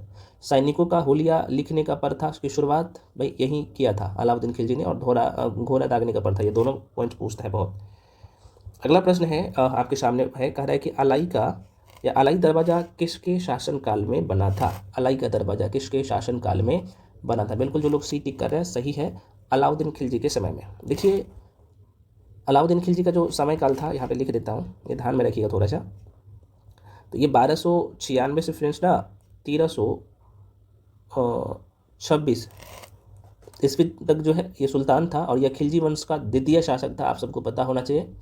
इसका बचपन का नाम, अभी मैं आप बताऊँ ना कि इसका बचपन का नाम था अली गुरशप, या गुरशप्पा कई जगह लिखा रहता, हालांकि मेन नाम इसका अली गुरशप था। इसने द्वितीय सिकंदर, मतलब कि सिकंदर ईशानी की उपाधि धारण किया था। सिकंदर का नाम आपने जरूर सुना होगा, तो सिकंदर ईशानी की उपाधि धारण किया था। और इसने अपने शासनकाल में अलाई का दरवाज़ा, पूछता है बहुत, अलाई का दरवाज़ा, हजार खंभा महल जैसे प्रसिद्ध इमारतों का निर्माण करवाया था। और इसकी नीतियों में देखा जाए तो बाजार नीति सबसे प्रसिद्ध था। बाजार नीति हम लोग पढ़ चुके हैं बहुत कायदे से फाउंडेशन बैच में, है ना, और आपके शॉर्ट नोट्स में भी मेंशन है। अगला प्रश्न है, 14वीं शताब्दी में मोरक्को के किस यात्री व इतिहासकार का न्याय व्यवस्था के रूप में दिल्ली दरबार में मोहम्मद बिन तुगलक स्वागत किया था? तो इब्न बतूता, इन्होंने रहला नामक पुस्तक लिखा था, अभी आपने देखा था कुछ देर पहले। तो फ्रेंड्स दिल्ली सल्तनत बहुत अच्छे तरीके से आपने कवर कर लिया, है ना, सारे क्वेश्चन जो पूछा गया था। अब आपका काम है कि आपको क्या करना है, नोट से, शॉर्ट नोट से, जो अभी मैं बोला हूँ, गुलाम वंश, खिलजी वंश, तुगलक वंश, सैयद वंश, लोधी वंश, अच्छे से रिवीजन कर लीजिएगा। PYQs का मतलब ही होता है एक तो आपका क्वेश्चन तैयार हो जाते हैं, और PYQs पर जाके एकदम अच्छे से रिवीजन कर लीजिए, बस काम हो जाएगा। अगला है फ्रेंड्स आप लोगों का विजयनगर साम्राज्य और बहमनी साम्राज्य के सारे क्वेश्चंस। तो पहला क्वेश्चन है आपके सामने, क्वेश्चन है यहाँ पे देख सकते हैं कि विजयनगर साम्राज्य में यह है अमरम शब्द। अमरम हम लोग चर्चा भी किए थे, तो कह रहे कि अमरम शब्द का अर्थ क्या था? अमरम शब्द का अर्थ क्या था? बिल्कुल ये एक्साइज इंस्पेक्टर में प्रश्न पूछ लिया गया। तो बिल्कुल ये सैनिकों को अनुदान, दोबारा सुनिए, सैनिकों को अनुदान दिया जाता था, है ना, भूमि। और अमरम का मतलब ही होता है जागीर, यहाँ पे बता दूं क्या, अमरम का मतलब ही होता है जागीर, ठीक है। दोबारा सुनिए, अमरम शब्द का मतलब ही है जागीर से है, जो सैनिकों को निश्चित कर के एवज में कुछ अनुदान, है ना, भूखंड के रूप में प्रदान की जाती थी। और विजयनगर साम्राज्य का जो उदय होता है 14वीं शताब्दी में होता है, दक्कन के क्षेत्र में हुआ था, दक्कन मुला क्षेत्र हम लोग पढ़े थे। और इसकी स्थापना कब करता है भाई, ये भी पूछ लेता है विजयनगर साम्राज्य का। तो कितने लोगों को पता है? 1336, रट लीजिए इसे, पूछता है 1336 ईस्वी में संगम वंश के दो भाइयों के द्वारा, हरिहर एवं बुक्का, नाम जरूर सुना होगा, इन्होंने किया था। तो अमरम शब्द का मतलब ही होता है जागीर से है। तो सैनिकों को है ना टैक्स के बदले, पैसा के बदले है ना भूखंड दिया जाता था, जमीन दिया जाता था। बस इतना ध्यान रखिएगा। अब थोड़ा सा आप लोग क्या करिएगा, आप लोग थोड़ा सा फ्रेंड्स कष्ट ये करिएगा कि विजयनगर साम्राज्य को पढ़ लीजिएगा जाके, है ना। इसमें संगम वंश आएगा, सालू वंश आएगा, तुलु वंश आएगा, और यहाँ पे अरिवाडू या फिर अराबीडू, सॉरी माफी चाहता हूँ, अराबीडू जो है वंश आता है। बहुत कायदे से संगम वंश का स्थापना हरिहर और बुक्का दोनों भाई था, इसने किया था। सालू वंश का स्थापना सालूब नरसिंह के द्वारा, तुलु वंश की स्थापना वीर नरसिंह के द्वारा, और आरी वीरू वंश का स्थापना जो है तिरुमल के द्वारा किया गया था। संगम वंश में कौन कौन से शासक आएंगे, देखो, प्रथम हरिहर प्रथम, बुक्का प्रथम, हरिहर द्वितीय, देवराय द्वितीय और प्रोट राय आएगा। ठीक है, तो एक बार इसे सरसरी निगाह में देख लीजिएगा ताकि आपके क्वेश्चन यहाँ से, चलिए ठीक है आगे बढ़ जाते हैं। ये क्वेश्चन और पूछता है कि भाई तालीकोटा का युद्ध कब हुआ था, तो आप लोग कमेंट सेक्शन में कमेंट करके बताइएगा। देखो ये क्वेश्चन ऑलरेडी सब इंस्पेक्टर में पूछ लिया गया, दरोगा के एग्जाम में 2023 में, ठीक है ना, अमरम शब्द पूछ लिया गया था। अगला क्वेश्चन है फ्रेंड्स, कृष्णदेव राय ने अपनी माता के नाम पर विजयनगर के समीप किस उपनगर की स्थापना की। कौन बोल रहा है, कृष्णदेव राय। तो बिल्कुल आंसर हो जाएगा नगलपुरम। फ्रेंड्स नगलपुरम बहुत प्रसिद्ध है। तो कृष्णदेव राय तुलुप वंश का दूसरा शासक था जिसने क्या किया, तो 1509 ईस्वी में, सॉरी ये जो है कृष्णदेव राय जो शासन करता है ये 1509 से 1529 तक करता है, ठीक है ना। तो इन्होंने अपनी माता नगला देवी के नाम पर विजयनगर के समीप नगलपुरम, जो कि कई कुछ बुक में आपको नागलपुरा भी रहता है, के नाम से एक नगर की स्थापना किया। उसने कई मंदिर, तालाब का जो है निर्माण करवाया। कौन, तो ये कृष्णदेव राय। बहुत पूछता है कौन से वंश से संबंधित है, तो तुलुप वंश से। आगे मैं आपको दिखा दूंगा, उसे पढ़ लीजिएगा, ठीक है ना। और अच्छा, आप प्रश्न पूछ रहे थे कि आंध्र भोज के नाम से किसे जाना जाता है, तो भाई यही जो आप देख पा रहे हो, कृष्णदेव राय को आंध्र भोज के नाम से जाना जाता है। ये आपके नोट्स में ऑलरेडी है, ठीक है। तुलुप वंश आप देख पा रहे हो, संस्थापक वीर नरसिंह है, महान शासक कृष्णदेव राय, है ना। इन्होंने 1509 से 1530 तक अपने शासन व्यवस्था को चलाता है, देख सकते हो, यही महान व्यक्ति है। तो ये सारे पॉइंट्स ध्यान रखिएगा। और देखो ये दरोगा के एग्जाम में 2022 में पूछ लिया गया है, ठीक है ना। तालीकोटा का युद्ध 1565 ईस्वी में हुआ था यार, है ना। ये थोड़ा सा ध्यान रख लीजिएगा, मैं आंसर बता ही दिया हूँ। अगला क्वेश्चन है, निकोलो कोंटी नामक जो है ना इटावली यात्री किसके शासनकाल में भारत आता है। तो बिल्कुल जो लोग आंसर टिक करते हो फ्रेंड्स, ए देवराय प्रथम के शासनकाल में आता है। तो देवराय प्रथम के शासनकाल के दौरान इटावली यात्री निकोलो कोंटी, है ना। तो कब, ये डेट कई बार पूछ लेता है, तो 1420 ईस्वी में भारत आया था। यह विजयनगर आने वाला पहला जो है विदेशी था, निकोलो कांटी, इसलिए निकोलो कोंटी या कांटी रहता है। तो ध्यान रखिएगा। विजयनगर साम्राज्य की स्थापना अभी आपने देख ही लिया कि विजयनगर साम्राज्य की स्थापना हरिहर एवं बुक्का दोनों भाई ने मिलकर 1336 ईस्वी में। संगम वंश, संगम कौन था, जिनके पिता का नाम था, है ना, हरिहर एवं बुक्का के पिता का नाम था, तो किया था। तो ध्यान रखिएगा।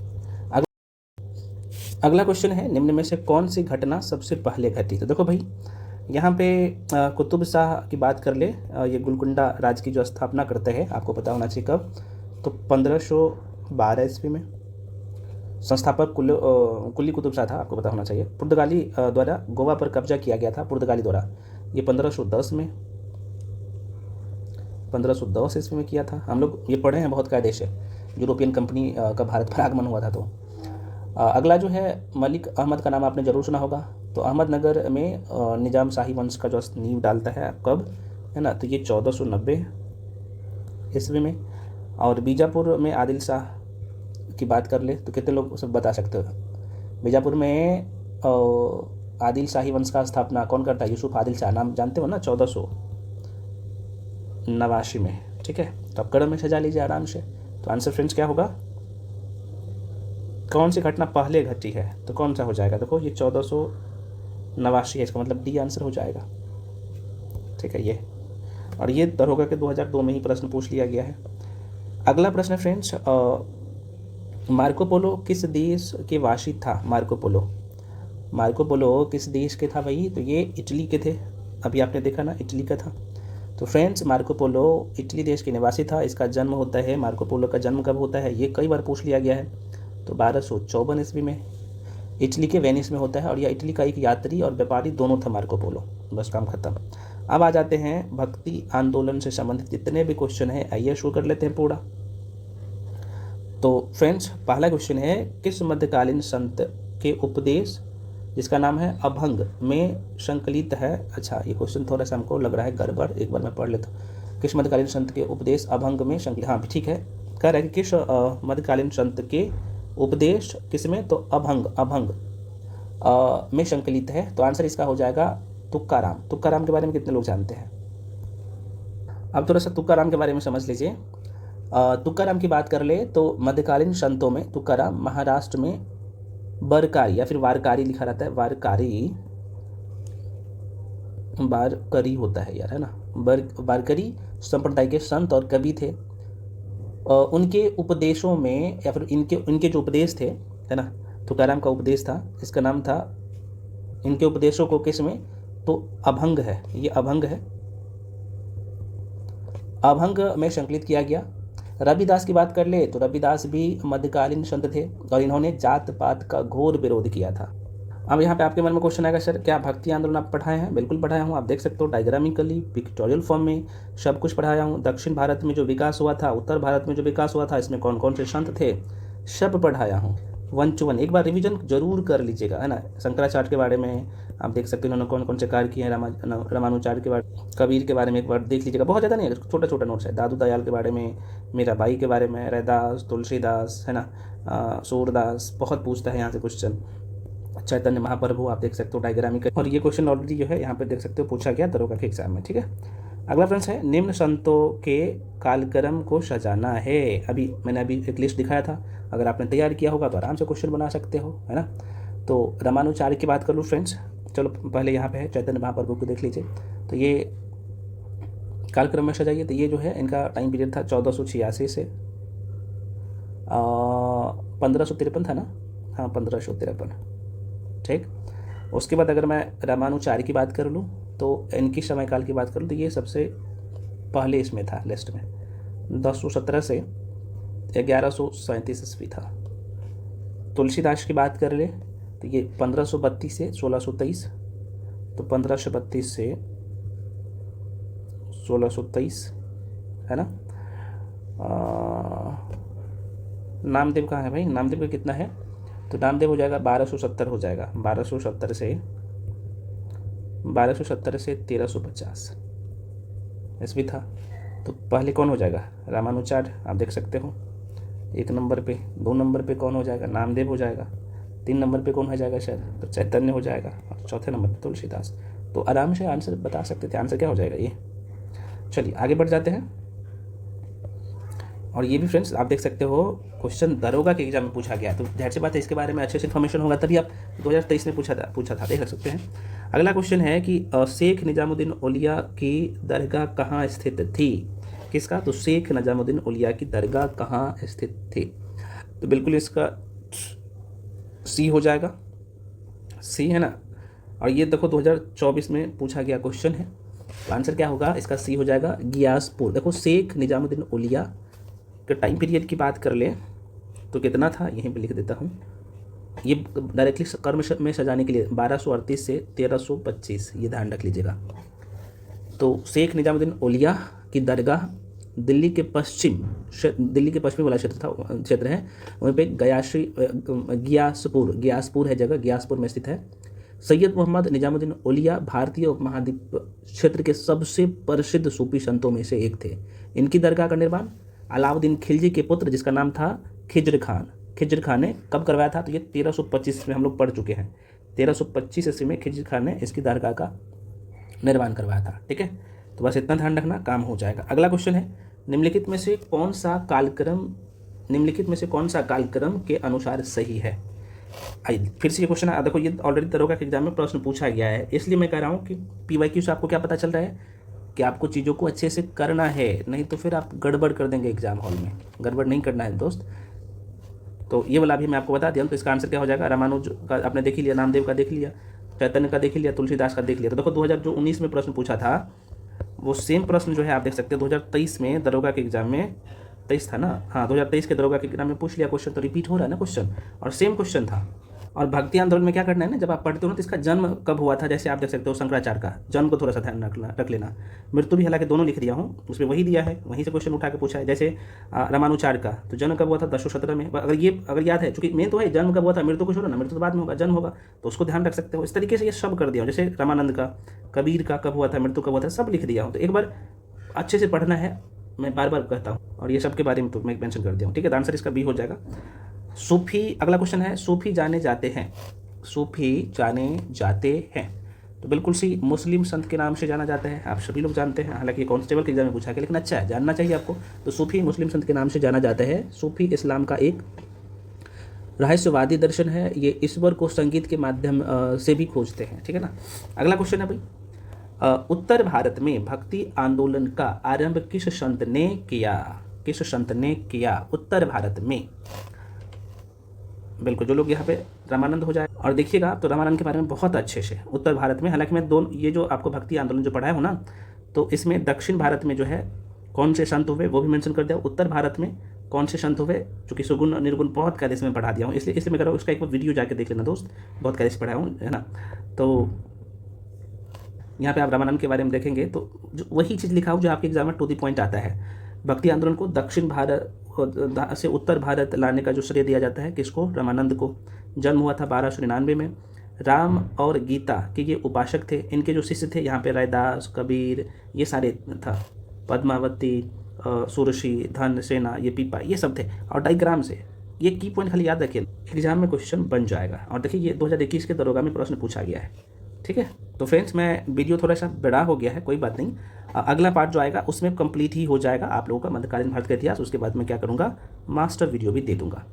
तो जो लोग एक क्विक रिवीजन सीरीज़ हम आपके बीच में लेके आए हैं, बहुत कम समय में आपको शॉर्ट नोट्स दिया जाते हैं, है ना। बहुत कम समय का मतलब उसे बहुत कम समय में पढ़ सकते हो, और की पॉइंट एकदम टू द पॉइंट कर दिया गया है।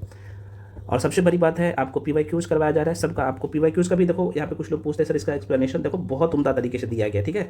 और ये भी बुकलेट आपको पेड बैच में मिलता है, जो कि बहुत ही नॉमिनल फ़ी है, मात्र, मैंने आपको बताया ना कि इसका जो फ़ी है मात्र, यहाँ पे लिख देता हूँ, 499 कर दिया हूँ, ठीक है। तो जो लोग ज्वाइन करना चाहते हैं, अभी भी आपके पास टाइम है, आराम से उसे रिवीजन कर सकते हैं, अच्छा स्कोर कर सकते हैं, सारे सब्जेक्ट आपको कवर करवाया जा रहा है। तो जो भी इन्फॉर्मेशन चाहिए, ये जो नंबर आपको दिख रहा है 7319924130 पे कॉल करके इन्फॉर्मेशन ले सकते हैं।